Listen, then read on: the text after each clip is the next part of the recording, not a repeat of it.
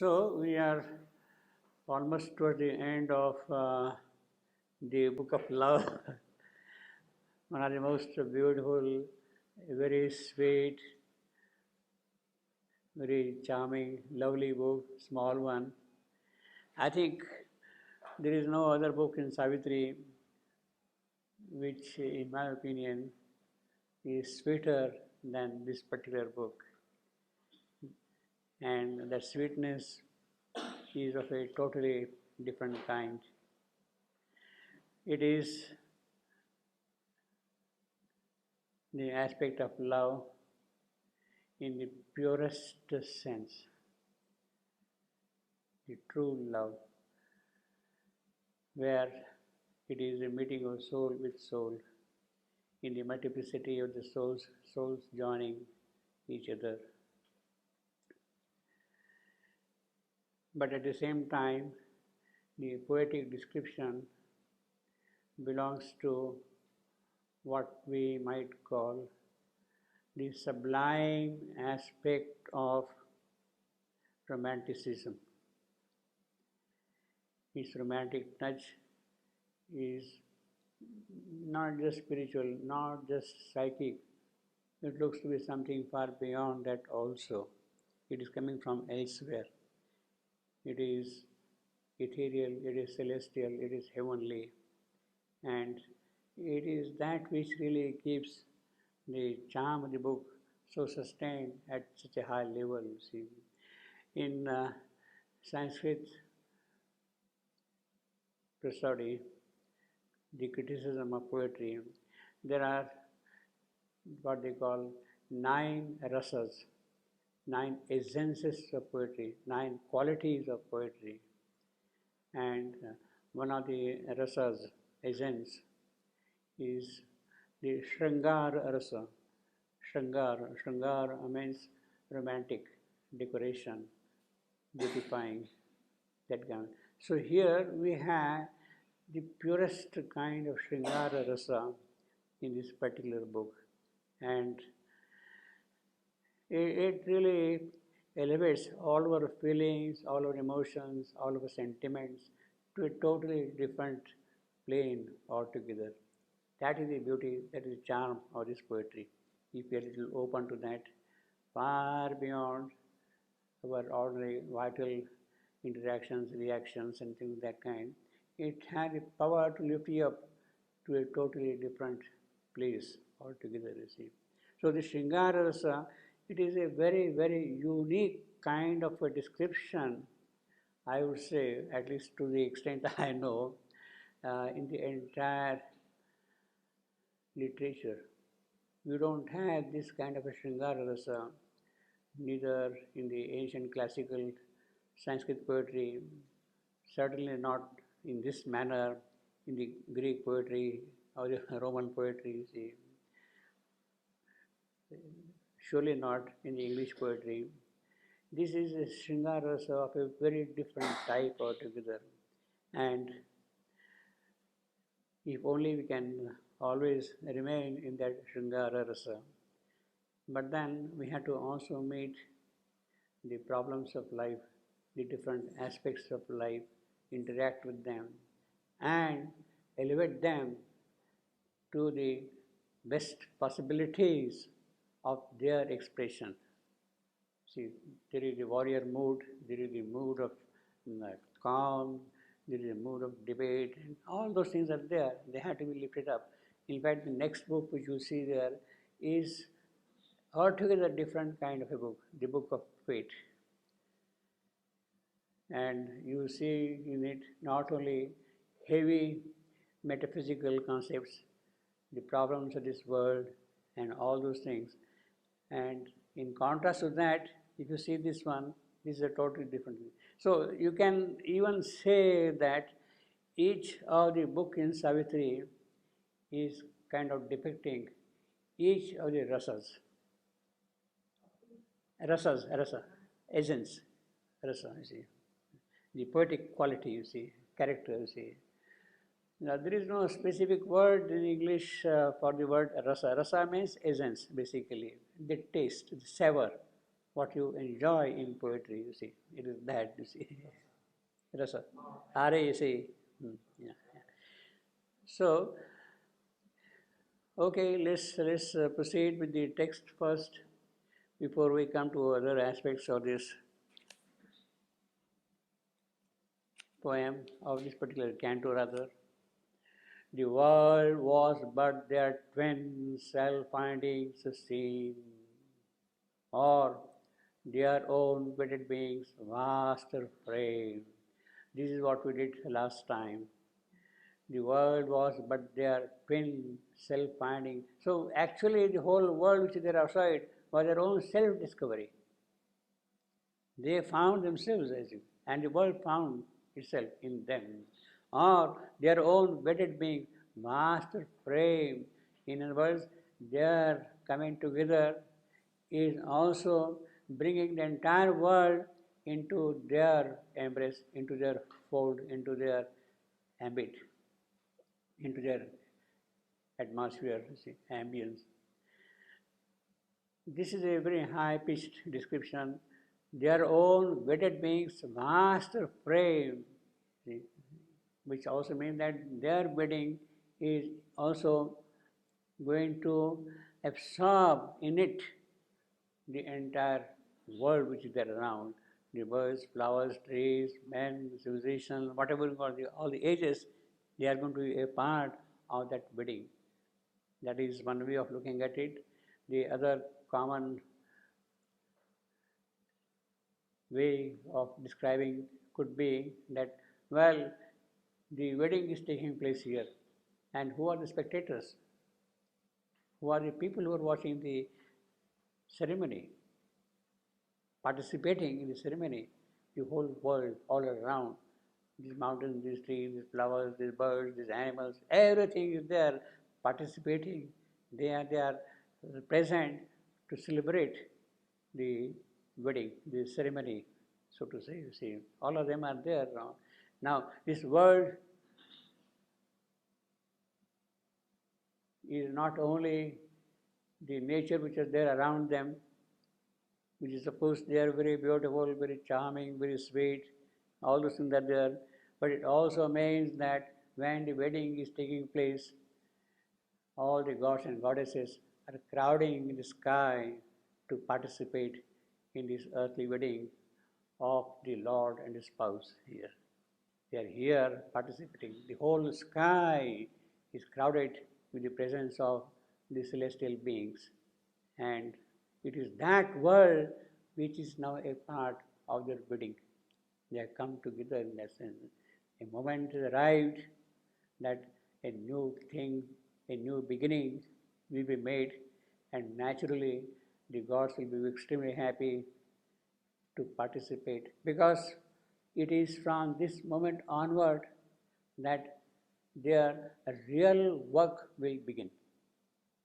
They have been struggling all along to do something in this creation, gods and goddesses. Man was not receptive enough. They could not be fully effective in their mission until now, because things were not, so to say, ready. But now these two souls have come together. They join together. A new beginning is going to be opened out, and a new work will begin with that now. Naturally, the whole sky is crowded with those celestial beings, you see, obviously. So it is that world. Obviously, nature all around, immediate, but also the celestial beings, they're all there present, you see, participate. On the high cupola, on the high glowing cupola of the day. So the whole thing like is a dome. You see, it also means basically high glowing cupola. It is a metaphor for the noon. It is a metaphor for the noon. Noon. Essentially, you can say that the marriage is taking place at the noon hour. See, they have met early morning around 8 o'clock, and now the marriage is taking place at the noon hour, the high glowing cupola of the day. Cupola is on the dome, a small little structure is there, it is that, so it is that which is now being described. So it is in the intensity of that noon, under the blaze of the sun, that these two souls are going to join with each other, joining together. On the high, glowing cupola of the day, fate tied and knot with morning's halo threads. So the morning was there, morning was picking up threads all along, and fate has brought them together because it is fate who really brought them together at this particular point, at this particular hour here. And it is the fate which has really tied a knot of the two.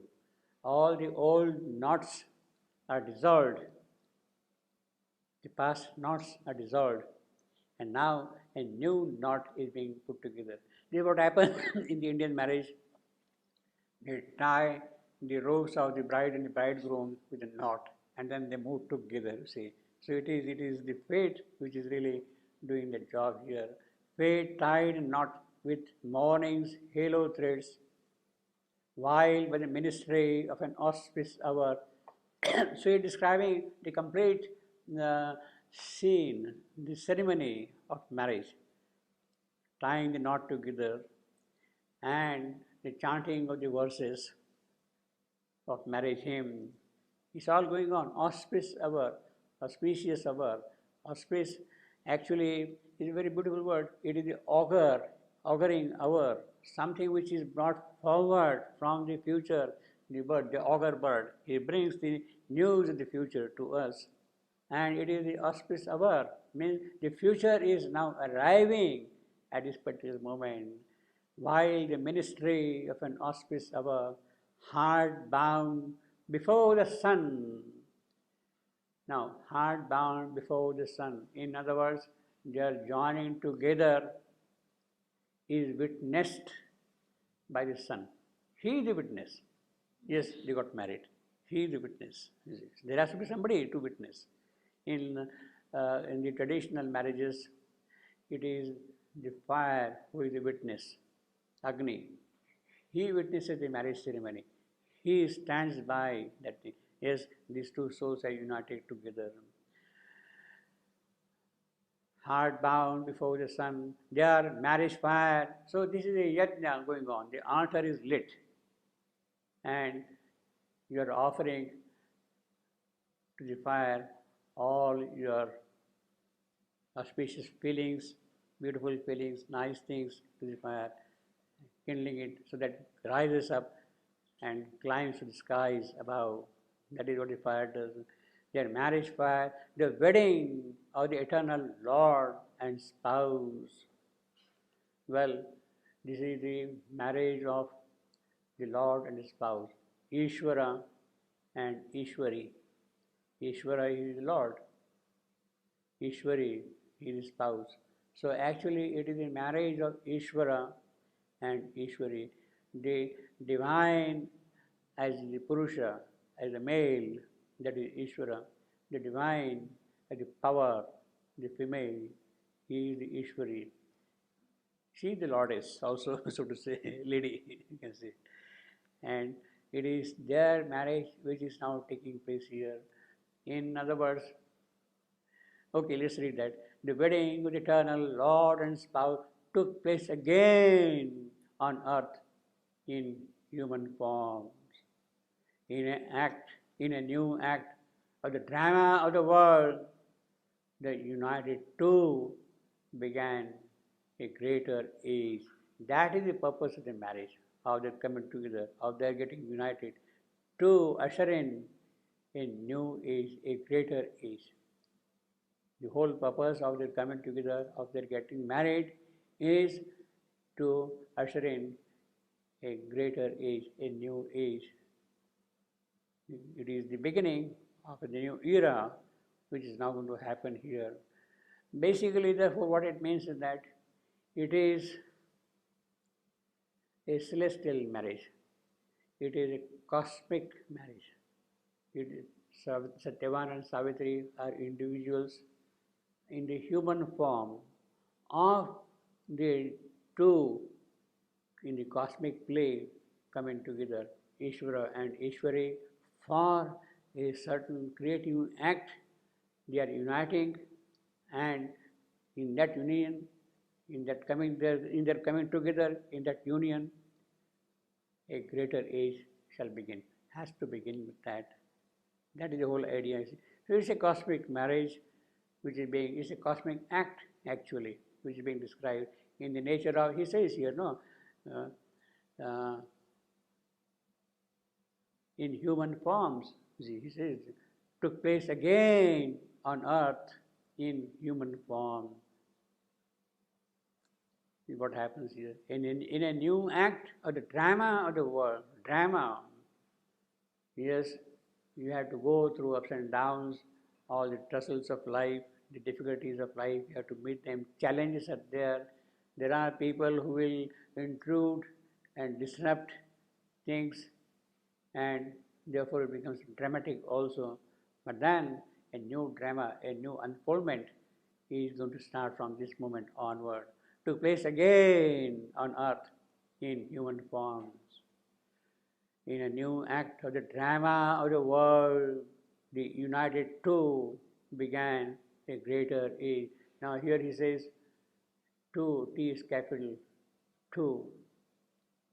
Now that two obviously refers to the eternal Lord and spouse.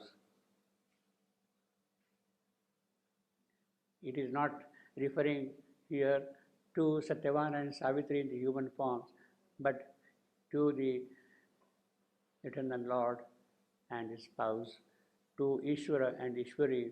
They have come together, and it is in their union that things will happen now, you see. And this is happening at the noon hour. Now, this noon, earlier we are saying summer, all these things are pertinent details. They are not here just for the sake of decoration. They are also functional. They are functional. Obviously, the full intensity of the event is described by the noon in the summer. Fierce noon in the summer. And therefore, it is in that fierceness that they are coming together. Exactly 1 year after this event, at this hour, at noon, Satyavan is to die. So that noon, this noon gets connected with the noon on the day of his death. Day of his death. And it is noon which is actually the physical, the immediate cause of the death of Satyavan. The intensity of heat. It is a kind of a sunstroke which is suffering, and therefore he collapses. There has to be a physical cause for that death, you see. And it is that noon which is serving this purpose here, you see. Exactly 1 year after the marriage, this is what is going to happen. So this description is all linked up, tied up, and later on we'll see that when Narad tells that Satyavan will die 1 year after the marriage. 1 year after the marriage, from which moment? Is it from the moment when he is uttering the sentence, or when the marriage has taken place? It is this one, marriage, 1 year after the marriage, 1 year after the marriage. And he has formed it up, he has fixed it up permanently in that sense, you see. So all these details, the poet is consciously describing each and every minute detail, because functionally they are important in the development of the story, or the narrative. On the high glowing cupola of the day, fate tied a knot with morning sailotry, while by the ministry of an auspicious arm, hard bound before the sun, their marriage fire, the wedding with the eternal Lord and spouse took place again on earth in human form. In a new act of the drama of the world, the united two began a greater age. So, in a certain sense, we can say that Satyavana and Savitri are instruments. The real age is going to begin of the Lord and spouse joining together. Ishvara and Ishwari coming together. And it is kind of transcribed here in the form of Satyavan and Savitri. That's in the human form, you see. Well, we have, of course, the common saying that the marriages are arranged in heaven and they take place here upon earth. This is exactly what is happening here. The joining of the Lord and the spouse, that is the marriage arranged in heaven. And that is getting transcribed here. Now, there is the continuation of the Vedic description of the marriage. You light the fire, altar fire, and all that thing. And then he has given very briefly that Vedic description. In the silence and murmur of that emerald world, so that green forest, grasses, and all that, and nobody is around except these two persons. In the silence and murmur, the wind is blowing slowly, murmuring that emerald world, and the mutter of the priest winds, sacred words. So it is the wind who is chanting the slokas, the mantras. the marriage hymn, it is he who is chanting the slokas, verses. Amid the choral whispering to the leaves, the loves twain had joined together and grew one. So this is the description of nature. And the natural miracle was wrought once more. In the immutable ideal world, one human moment was eternal made. This is the coming together. So the marriage knot is tied. The priests have chanted the verses. They have joined together, and one moment has now become the moment of eternity. Eternity has taken possession of that moment. It is no more in the possession of time. It is in the possession of eternity. So whatever is going to happen will happen in the domain of eternity, not in the domain of time, in the moments of eternity, in the rhythms of eternity, not in the steps of time. One moment, so that is the one single moment. All that was designed for this particular moment. One moment was eternal made. Now, I think what we'll do is we'll first run through the text before we come back to this description. The last section of this book, 105. So the marriage is over. It has taken place. Then down the narrow path where their lives had met. So Satyavan was coming from one side, Savitri was coming from the side, from the narrow path. Narrow means, of course, in many ways, the chance of their meeting together is a very slim kind of chance. That particular moment, that particular spot, they have to be together. And it happened because they got touched in time, as we have seen earlier. See. Therefore, it is narrow path. The path is really narrow, you see, where the lives had met.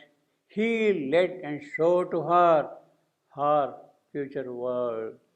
Now Satyavan is taking her, Savitri, to the thatch where he resides, the place where he resides. He's taking her to her. He led and showed to her, there, that is the place where I stay, you see, down the narrow path. Show to her her future. Yes, this is your future world now. It is here things will happen now. Love's refuge and corner of happy solitude. This is the shelter. This is the place where love will dwell. That thatch of mine, that is the place where we live together. At the path's end, through a green cleft in the trees. So the path is a narrow path. At the end of the path, then the trees are there. Through the little opening of the trees, what does he see? She saw a clustering line of hermit roots. There are a large number of huts all around, thatches all around, parnakutis. The rishis stay in the huts with the dry leaves as roofs, you see. That is what is called the parnakuti, you see. So there are, it is a group of ashram. It is basically, it is a conclave of the rishis where all these things is happening, you see. At the path's end, through a green cleft in the tree, she saw a clustering line of hermit roots. Until now, she had no knowledge. She had no idea that she has entered into a place where the rishis are dwelling. But now he's saying, Nirvana, hermit rule, and look now first on her heart's future home. This is the first time she's saying, yes, this is going to be my place, here where I will dwell tomorrow. The thatch that covered the life of Satyavan. Yes, it is this place which will be her place tomorrow. And how is that place?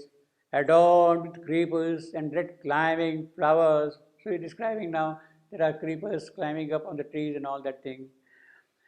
Flower. It seemed a sylvan beauty in a dream, slumbering with brown body and tumbled hair. What poetry! Slumbering with brown body and tumbled hair, in her chamber inviolate of emerald peace. So there is the green peace all around of trees and flowers, and nobody can disturb it, nobody can spoil that peace. Such beautiful peace is there, inviolate, you see.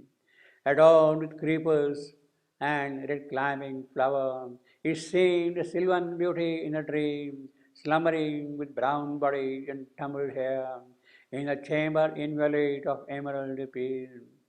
Around it stretched the forest anchorite mood. So there is a group of thatches there where the rishis are staying. Widespread number of thatches are there. It's a kind of a big ashram with each person, each rishi having his own place there. Around it stays the forest anchorite, therefore it's the anchorite mood of spiritual atmosphere all around there. Lost in the depths of its own solitude, each one absorbed in his own spiritual silence. Each one absorbed in his own spiritual silence, in his own pursuit. See, we have seen earlier the different types of rishis which Savitri kind of meets, you see, Rajarshi, Brahmarshi, Devarshi, all different types of spiritual beings are there at different stages of their spiritual development and attainment. So it is that mood which is now filling up the whole place around here.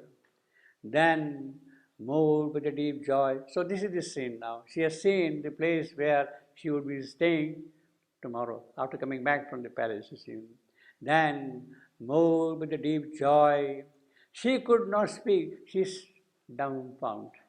She is dazzled. She is speechless. She cannot speak at all. Oh, what wonderful thing. This is the place where I will be. Such joy. So she is not in a position to speak at all, utter even a single word of amazement, you see. Then moved with a deep joy, she could not speak. A little depth of it quivering in her world. Some muttering were there, some words were there, and a bit of it only could come out through her mouth, you see. Such depth is there, see. Her happy voice cried out to Satyavan. She's so happy, and she tells now to Satyavan, my heart will stay here on this forest world. Yes, I may go, I have to go, but my heart will stay back here now. It's done. Physically, I may not be here, but my heart will stay back here. My heart will stay here on this forest world and close to this thatched roof while I am far. I have to go, I will go away, but my heart will stay here. Now of more wandering, it has no need. She has been going from place to place almost for a year, through different kingdoms, through different countries, through different places, forests, lands, temples, traveling in that golden chariot constantly. And she said, now of more wandering, it has no need. Finished. My journey is over. This is the place which was kind of destined for me. I am here now. So this is done. And then, but I must haste back to my father's house. Yes, I have been sent here on a mission in the quest of my life's future partner. I have been sent here around by my father. But now it is time for me to go back and report to my father, to tell him that, look, I have found one whom I like, with whom I would like to be. I have found him. Therefore, she has to go and report back to her father. But I must haste back to my father's house, which soon will lose one loved, accustomed trade, and listen in vain for a once cherished voice. So in the palace, everybody was anxious to listen to Savitri, to be in the company of that little princess and all that. But now the palace will be empty of that princess. She won't be there. People will be missing her footsteps, her voice, her company, everything there in the palace.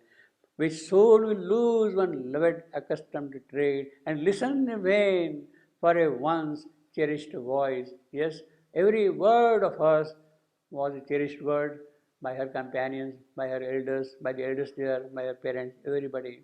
For soon I shall return, nor ever again oneness must sever his recovered bliss or fades under our life while life is ours. Now, this is a very packed sentence. Savitri has suddenly become futuristic. Yes, we have met together, but life is full of surprises, good surprises, bad surprises. All kinds of things can happen to life. My parents will be very happy that I have found somebody, but what is stored for us in future? No, we don't have any idea at the moment. So she says, for soon I shall return. She wants to come back, obviously, after having met, after having promised him, she would definitely like to come back. For soon I shall return, nor ever again oneness must sever his recovered bliss. Now this is one alternative.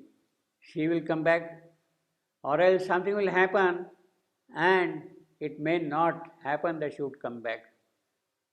It may happen that fate will come and cut the connection. She is already telling that oneness must sever. See, we have been together in the past ages. Somehow, in some manner, we have come together. Our ancient bliss has been recovered in this particular moment. But there could be something different in the reckoning of the one. He might have some other plan we don't know. And it is possible that he will be working according to that plan. And in that case, it is possible that we may not join together. What is stored by the one, we don't know. It is his will, his decision, and it is that which is going to work there. So it is possible that oneness might cut, separate, divide us away, that we will part once more. Nor ever again oneness must sever his recovered bliss. It may separate us totally at the will of the Supreme. It is possible. We can't deny that possibility, is what she says, you see. Or in the cosmic working of forces, fate might cut in and separate us. So she is giving only three possibilities. The first possibility is that she would come back. The second possibility is that the higher wisdom might wish something else for us and we may not meet. Or the cosmic forces which are working here, they may cut in and disconnect us. She is telling all these three things simultaneously, you see. Or fates under our life while life is over. Now this is of course very ominous, very difficult also. But the poet, the yogi, is already preparing us for the next canto, for the next book, the book of fate. What Narad is going to say, what is going to happen in future, the story has to move on, and he is dropping hints, suggesting, indicating what could happen in future. Therefore, this packed sentence, 105.7, very packed sentence, you see. For soon I shall return. She wants to come back. Yes, my heart will be here. But we don't know what is destined for us by the Supreme. What is destined for us, we don't know by the Supreme. Or the cosmic forces are such that we might get separated. Fate might cut in and life will not be ours. How does she translate? This line, for soon I shall return.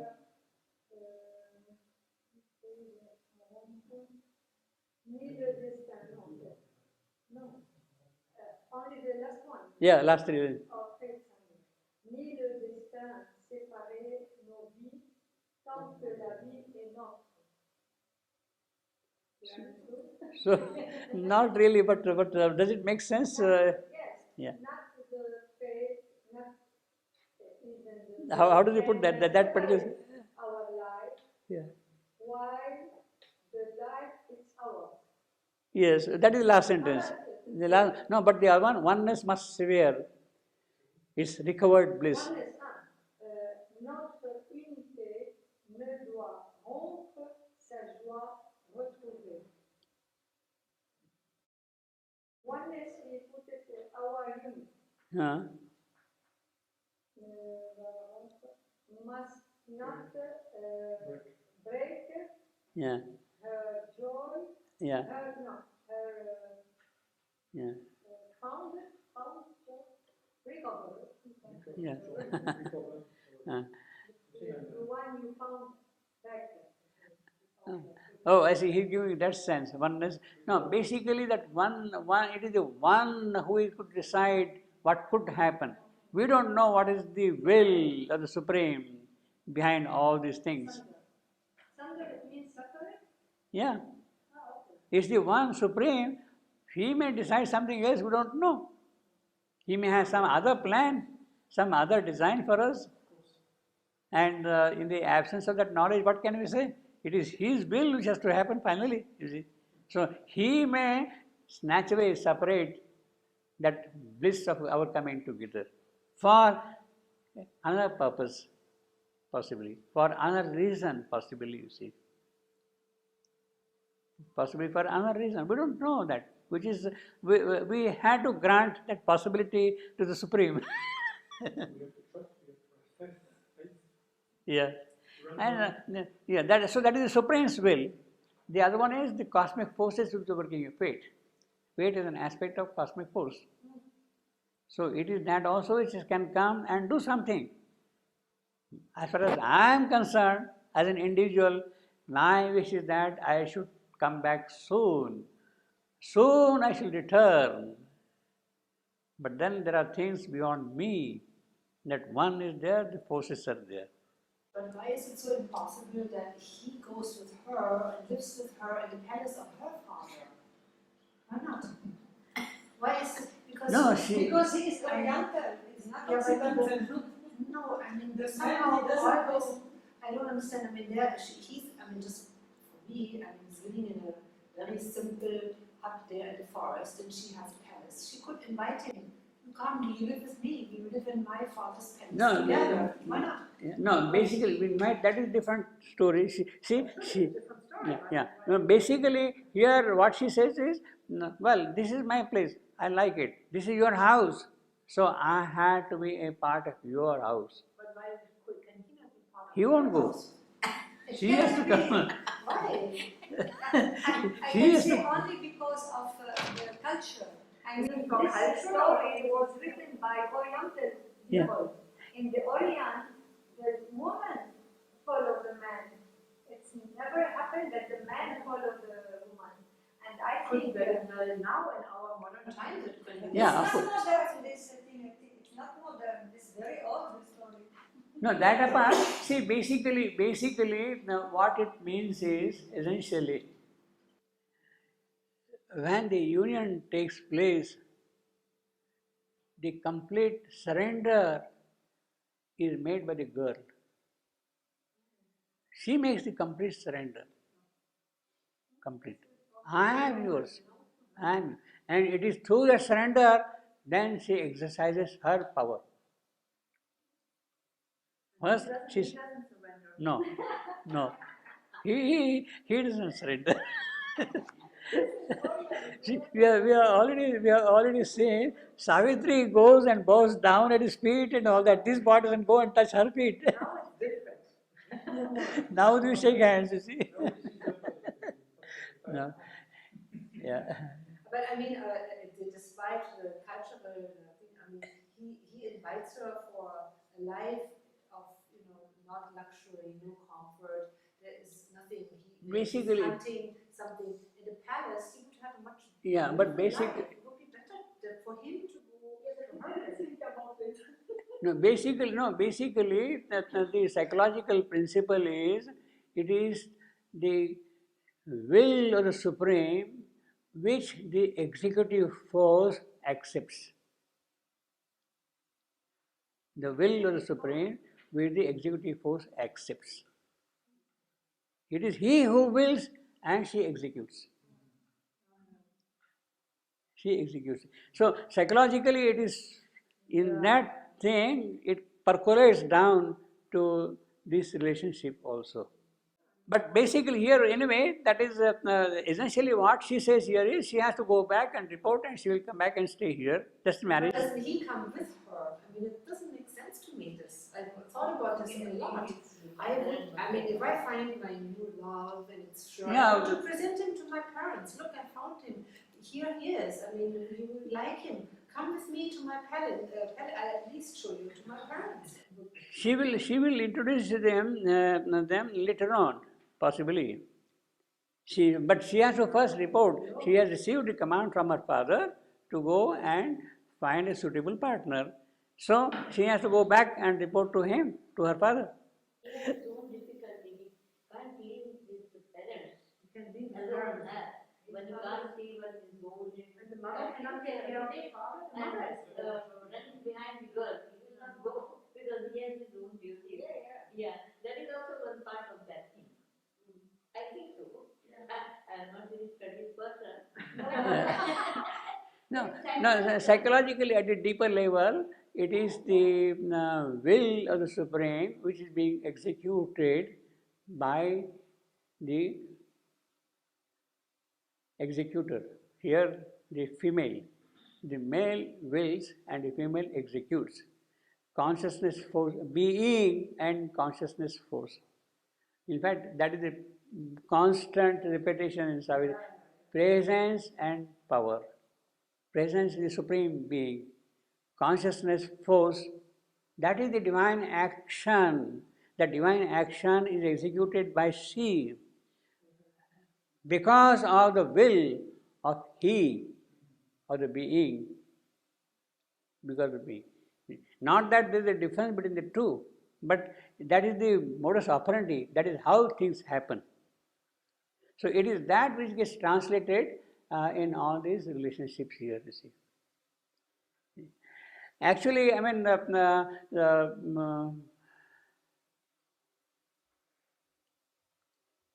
normally what would happen in the modern society, all right, they have joined together, even if they want to stay in the forest, Satyavan and Savitri will construct another thatch for them and not leave.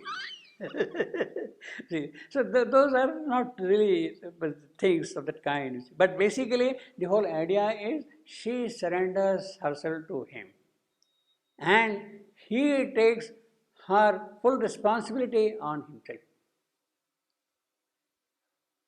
The action of he and she is always there at every level, Purusha and Prakriti, I would call, right? Or what the English phrase says, he brings home the bacon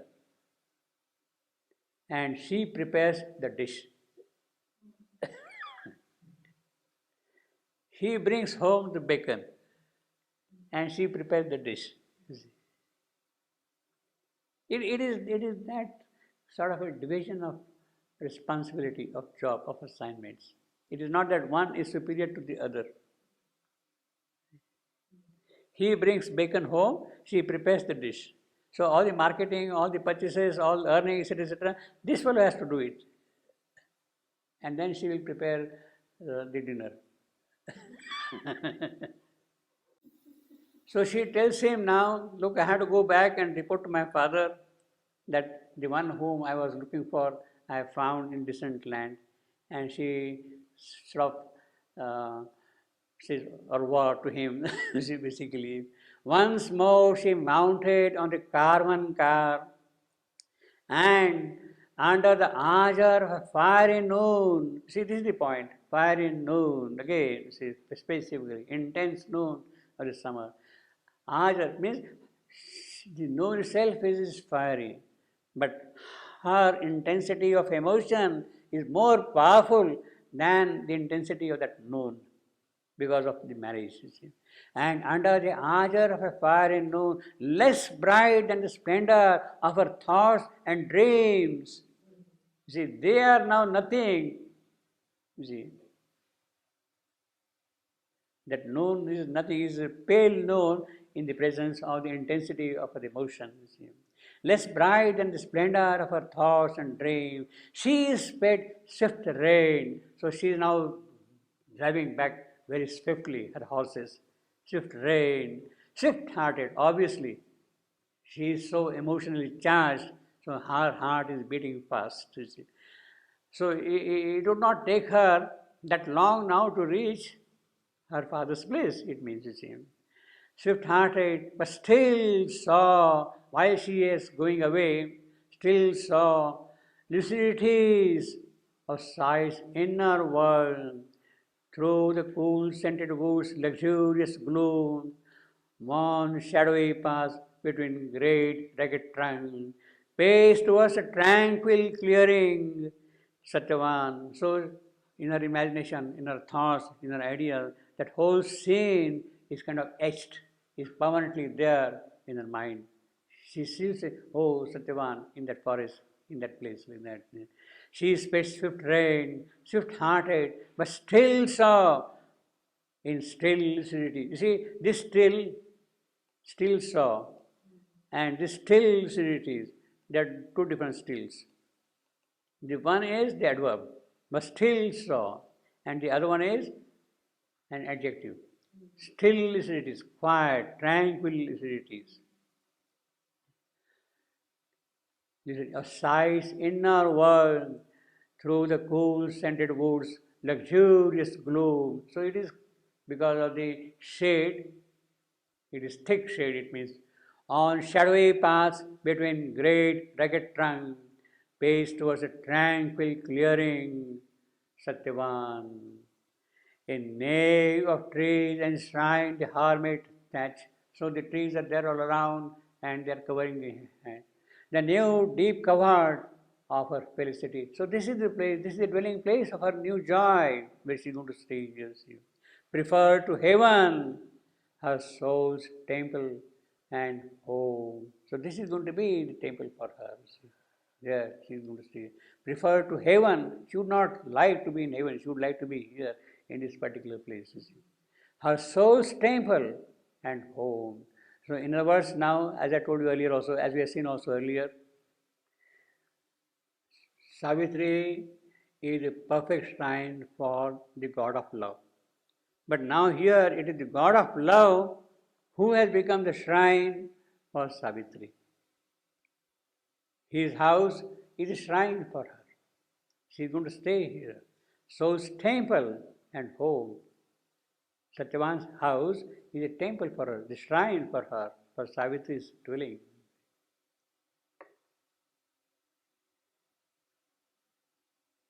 This now remained with her, her heart's constant scene. So while she is traveling back to the palace, this is the scene of their meeting and the last scene of their departure or separation, that she has to go back, and that scene particularly remains etched in her mind, in her vision constantly, that she is carrying that thing. And she is now going to go to her father's place shortly, you see what it means. So that is the end of the book, or the canto also, of the last section of this third canto. Now, in this description, there are lots and lots and lots of details packed with enormous amount of contents. And see, for instance, now I will quickly tell you. Here, adorned with creepers and red climbing flowers, creepers and red climbing flowers. See, naturally there are creepers and flowering trees and all that thing in the forest, you see. Creepers and red climbing flowers. So that is how the thatch is covered. All the thatches will be covered with these flowers in that. Now, this is a beautiful description, and my feeling is that these red climbing flowers, the creepers, are what we call Madhu Malati. The name of this creeper in Sanskrit is Madhu Malati. Yes, exactly. Yeah. Which one is this? This is Madhu Malati. Madhu Malati. Madhu Madhu Malati. Malati. Malati is Madhu is sweetness. You see. The botanical name is Cobretum indicum. Cobretum indicum. Indicum. How do you know It goes very, very wide. But how do you know that Yeah, how it is connected. Yeah. Well, I am making kind of a guess. Well, sorry, this is another picture. But this is clear enough. This is clear enough. You can see now beautiful red and yes. Well, it's interesting. Mother's name for this faithfulness. Yeah. In fact, the name of this the creeper, this flower is called faithfulness. Faithfulness. So, so my that is why I am connecting this thing. This creeper, red creepers, I am connecting with faithfulness. But he says creepers and Red climbing flowers. maybe two. It could be creepers, any creeper, and then all the red climbing flowers. Yeah, climbing. Yeah, they go all around on the traces and everywhere. Creepers and red climb. So that is the significance. Madhu Malati, that is the faithfulness. Mother's name is faithfulness. So they are going to be faithful to each other. Except when he put the red climbing.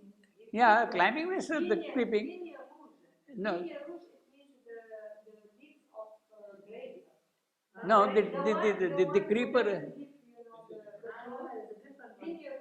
The creeper climbs like any climber. Exactly. Don't discuss me. It's such See, it will climb on the trees, it will climb on the trees, it will climb on the trusses, it will climb on the thatches, everywhere it will go and climb all around, you see. He doesn't understand. First it's on the flowers, second it's not tropical.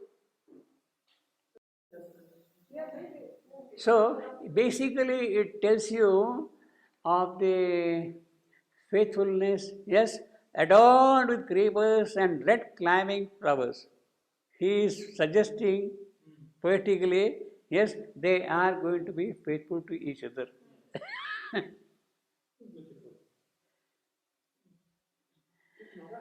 There is another name. There is another name for this tree. We call it Madhu Malati. Madhu means sweet. Malati is.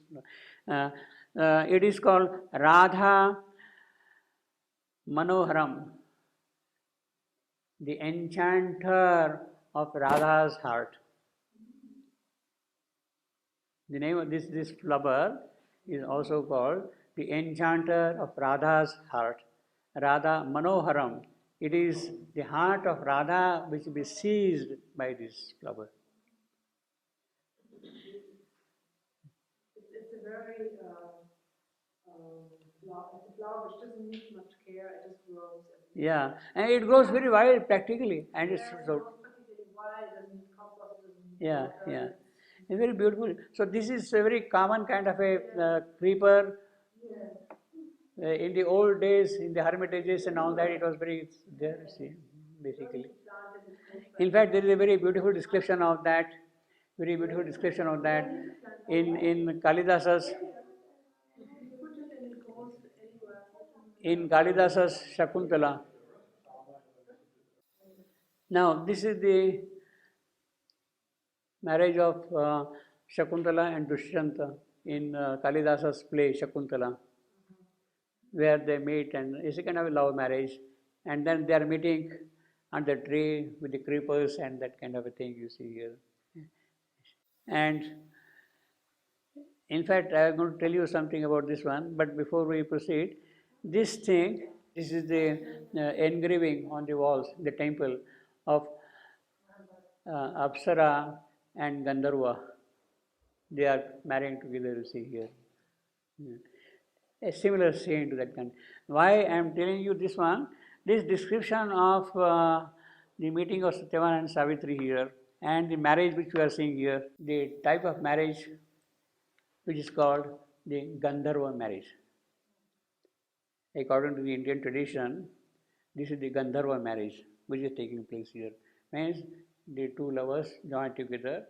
There are no priests, there are no elders, nobody. But then there are mantras until that also say. So the Gandharva marriage is what is taking place here. So means it's basically the short word. It is what we would call it in modern term love marriage straight away. No priest, nothing is involved there, you see. And the marriage is performed here, you see. Now, this is what we have got here. Fate, tide and knot with morning. There is nobody there around. Only nature is the witness. And she is performing all the puja and the sacrifice and all that kind of a thing, you see. There are no priests, there are no elders, nobody. This is typical Gandharva marriage. Actually, so the depiction of the Gandharva marriage is what we have got. You can see this one? Yeah. The depiction of the Gandharva marriage is what you see here in the sculpting, you see. And this is the famous example of the Gandharva marriage, Shakuntala and Dushyanta coming together in the ashram of Kanva Rishi, you see. And they get married, and then the story develops. You must have heard of Kalidasa's Shakuntala, the drama, you see. It is a part of that scene, you see here. See. So this is Shakuntala, this is Dushyanta, King Dushyanta. Her friends are there, accompanying the scene, and married. And you can see now the tree, the forest, all the creepers, everything all around here in the hermitages, all those places. Now, there are 8 types of marriage which are described in the Indian tradition. 8 types of marriage. And this particular marriage of these two together coming is called the Gandharva marriage. So what we have here essentially, in the case of Satyavan and Savitri, the Gandharva marriage taking place. The lovers coming together and joining to be together. The 8 types of marriages. According to ancient tradition, there are 8 types of marriage. One among them being Gandharva marriage, in which the choice is made by the youth and a fully matured girl. Puberty. Yeah, you said by May, no? Yeah, that's the Gandharva marriage, puberty. Now, we may say that the meeting of Satyavan and Savitri and their pledging to be together belongs to this category of Gandharva marriage. The choice is eventually solemnized by the elders. In an elevated sense, it is a celestial marriage being performed again on the mortal soil of Satyavan and Savitri. Gandharva marriage is where the girl selects her own husband. They meet each other, agree to live together, and their relationship is consummated in copulation, born of natural passion between the boy and the girl. This form of marriage did not require consent of parents and anyone else. Yeah. Yeah. Well, that is the purest form of the marriage. Well, but see, normally it does happen in a way, even now also, but not a routine thing.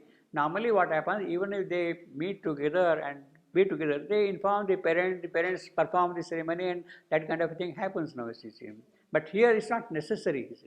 Actually, in fact, I'm going to tell you some more about that. The form of marriage did not require consent of parents. It happens in human society always, you see. You don't care if the parents may not agree to this marriage, but they decide to be together also. On both the sides, they may not agree also. Now, the stipulation as in the Smriti, in the Indian tradition, is what is called the Manusmriti. He says, a youth suitable for proper conjugal relationship and a girl approving each other in love. That is Gandharva marriage, according to Manusmriti. A youth suitable for proper conjugal relationship. He says that is important. And the daughters developed, the mother of the girl thinks of the time when the daughters developed youth. She has matured up, puberty has come, and her youth is full. The mother of the girl thinks of the time when the daughters develop youth, what is called Pati Vedana, the ache for a husband, the pain for a husband, the pain for a union. Pati Vedana, that is what Pati means husband. Vedana means ache. And the ache for a husband, post puberty, obviously, as follows. This is according to the Atharva Veda. According to the Atharva Veda, may a suitor come to this maiden with fortune. May she be agreeable to suitors, charming at festivals, promptly obtain happiness through a husband. May this woman be a favorite of fortune, beloved, not at odds with her husband. May the attention of every agreeable suitor be towards her. That is the condition for that thing. And then Rishi Kanva, where Shakuntala and Dushyanta got married in his ashram, in his absence, of course. He was not there. He had gone on a pilgrimage. So in his absence, they came together and married. Rishi Kanva, the marriage of a desiring woman with a desiring man without religious ceremonies is the best marriage. He has put his sanction there. He has put his sanction there, you see. Now, of course, things have changed, many things happen. According to the law, relationships of husband and wife created by Gandharva marriage, by this joining together, is now legally binding in India. So, if they have come together, it becomes a legal marriage, you see. But still, legal marriage means what? Now, all right, you are joined together, etc., all those things are there, but then you have to go and register also somewhere, and that becomes the legal binding then. And the person who register it is he is obliged to register it. He can't say no. He has to register it. It becomes therefore legally binding in law. So if there are any future problems, they'll be sorted on the legal basis then you see. Gandharvas are male nature spirits. Gandharvas are male nature spirits. And the masculine counterparts of the Apsaras. Apsaras are the female. They are passionate lovers of women and arouse erotic and romantic passion in women. That is the character of the Gandharvas. That is why it is called Gandharva marriage. Gandharva marriage is done through the pronunciation of mantras and mutual promises of the happy marital life of the bride and groom, and by the exchange of garlands. That is the tradition which came later, you see. But it is approved. Now, How prevalent was this type of marriage? this, see, in the tradition it got lost. But in the earlier days it was not uncommon. It was not uncommon. He is talking of Manusmriti, maybe 5,000 years ago. All is there, you see. It was not uncommon. And he has listed, Manu has listed 8 types of marriages. This is what I am going to list. 8 types of marriages, he says. And each of them is traditionally approved marriage. You see. 8 types of marriage are Brahma marriage, Daiva marriage, Arsha marriage, Prajapatya marriage, Gandharva marriage, Asura marriage, Rakshasa marriage, and Pishacha marriage. So these are the 8 types of marriages he is describing. Now, what is the Brahma marriage? In the Brahma marriage, the first and the best and the highest quality of marriage, as they say, according to him. After the completion of their son's education, his bachelorhood is over. He has completed, he is a graduate now. The parents approach the parents of a girl belonging to a good family and ask them to give away their daughter in marriage to their son. When the parents of the boy go and approach the parents of the girl and they solicit their daughter to be their son's wife. Called arranged marriage. Conventional marriage, yeah. It's called arranged Yeah. marriage. That is why it's called Brahma marriage. That's right, yeah. But he says there are to make a gift of their daughter. The daughter is gifted according to the tradition, and that is called Kanyadan. That is called Kanyadan. Kanya means daughter. Dana means gift. Gift of marriage. A marriage arranged like this is a Brahma marriage. In it, the girl's family does not give any dowry or jewelry to the boy's family. The goal is dharmic enhancement, religious continuation of the righteous life. That is the whole objective of it. And advancement of the 2 families. Then the second type of marriage is Daiva marriage. The parents, after waiting in vain for a young man, if no person, no boy's family comes and asks for a girl, then the father, the parents of the girl have a duty, so to say, yeah. In the second kind of thing, you see, the parents, after waiting in vain for a young man asking for their daughter's hand, go looking for a groom. They go for looking for a groom. They give away their daughter along with heavy ornaments. So this is the second kind of marriage, Daiva marriage.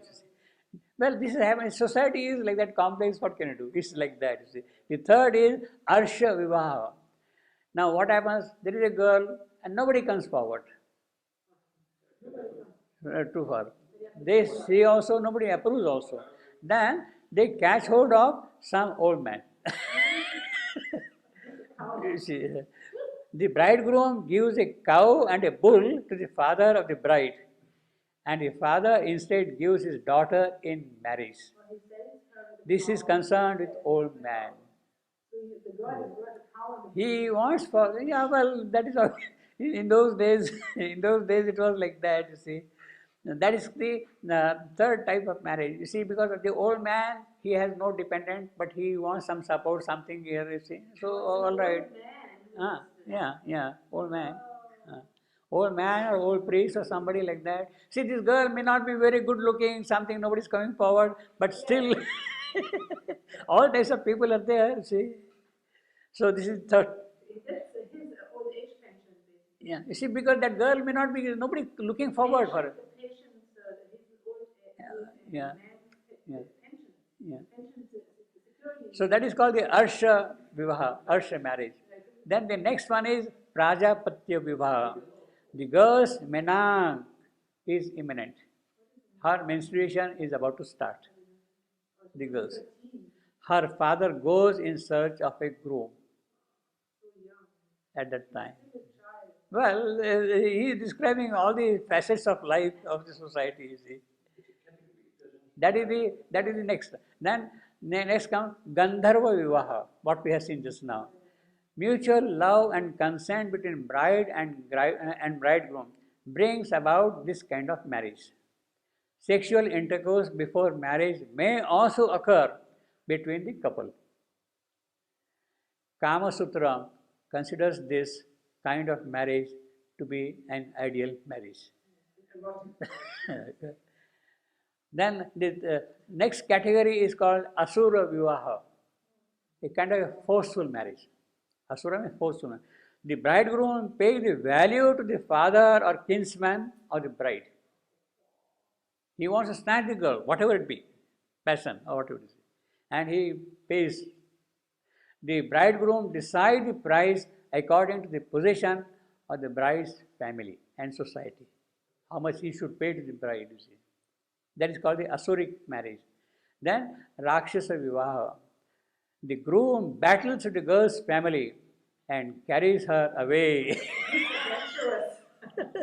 Yeah, I want this girl, that's all. Nothing doing, he snatches her. He battles with them, you see. Well, that is called the.